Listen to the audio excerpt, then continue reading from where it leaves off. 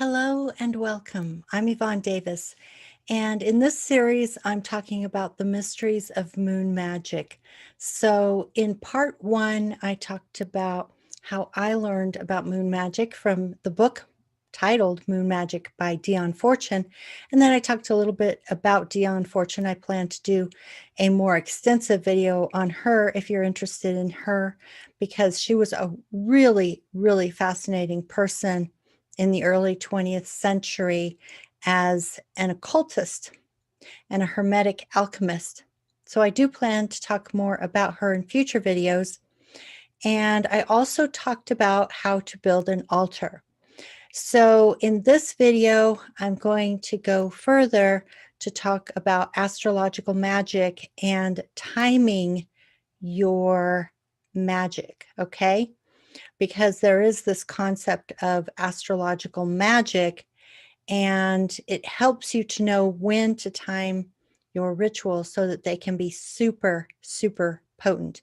It's a kind of astrology that we call electional astrology, meaning that we elect the time and day of any event. So, for an example, a magic ritual, and that makes it more powerful.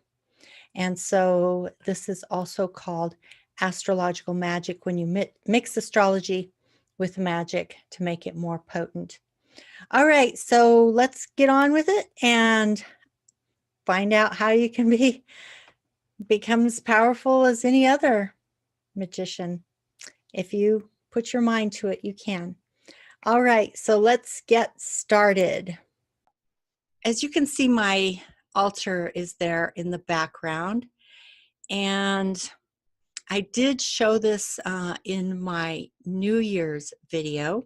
I was creating this altar for manifesting in the new year, and I've left it up there because it's still very meaningful. It's still speaking to me, and I am really trying to deepen my relationship with my spiritual guides. The ones that are not in physical manifestation, not physically incarnated, but are in another realm. And so the thing about doing, like, there are techniques that you can use to help with manifestation. They're not absolutely necessary because it's the energy that matters. It's the consciousness that matters. And like I said, I'm going to talk about those in a couple other videos in this series. But something like this can really help with focusing energy, because the focus, the clarity of your intent creates alignment, and it's that alignment that helps with manifestation. So let me say a little bit more about manifestation. In some ways, the New Age movement and I think it's called the New Thought movement, which was like the beginning of the New Age movement, that went back like 100 years ago.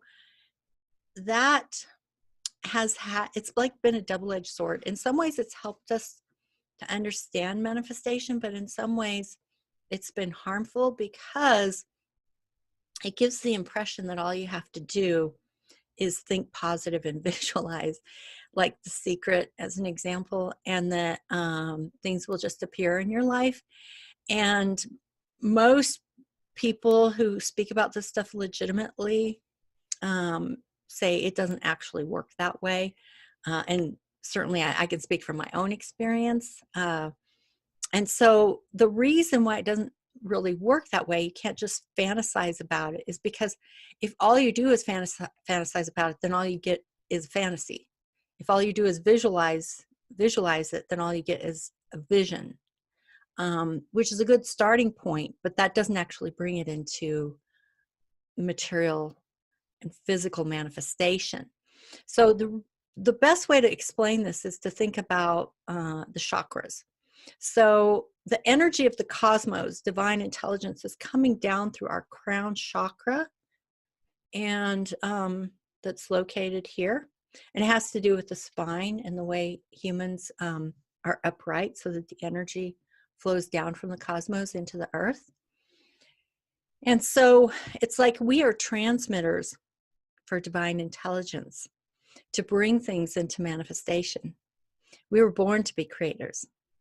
So it has to come down there first into the visionary realm through divine intelligence, and then into the sixth chakra, which is the energy of intuition, and it's archetypal consciousness. So I am going to talk about archetypal consciousness as part of this series, because you really need to understand what that means.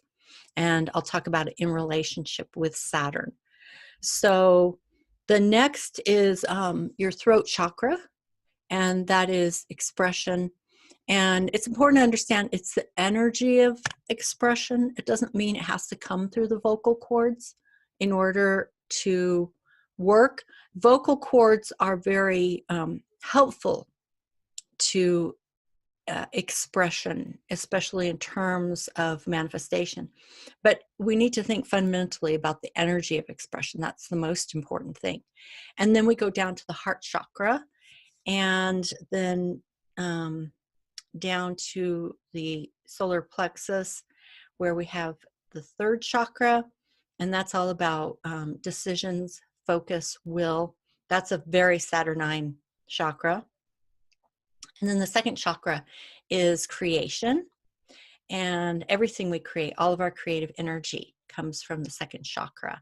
And then the first chakra, which is where we touch the earth, like it's at the end of our tailbone. It's where